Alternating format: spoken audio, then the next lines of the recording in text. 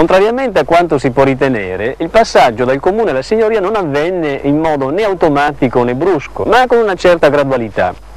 Quando fu conferito il titolo di capitano e signore generale sulla città a Giacomo da Carrara nel luglio del 1318, Giacomo si preoccupò di garantirsi una base quanto più ampia possibile di consenso nel suo disegno, smorzando gli estremismi sia della fazione guelfa sia di quella ghibellina. Quindi è giusto parlare per questa fase di origine della signoria di un conferimento di una carica eccezionale in un clima del tutto eccezionale, di guerriglie, di tensioni, di contrasti, dentro e fuori la città.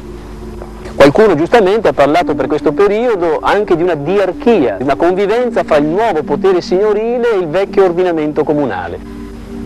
Le magistrature infatti dello Stato repubblicano non furono detto fatto automaticamente svuotate e soppresse. E del resto questa tendenza è una tendenza riscontrabile anche per altre signorie che si affermarono nell'Italia settentrionale fra il 2 e il 400. Basti pensare ai Visconti, agli stessi Scaligeri. A prescindere dai modi, dalle circostanze, dalle forme con cui queste signorie si affermarono, va sempre detto che il processo di costruzione di un nuovo tipo di governo, con le sue strutture, le sue tecniche, la sua corte, fu un processo estremamente graduale, parallelo allo svuotamento di fatto della vecchia impalcatura del governo comunale cittadino.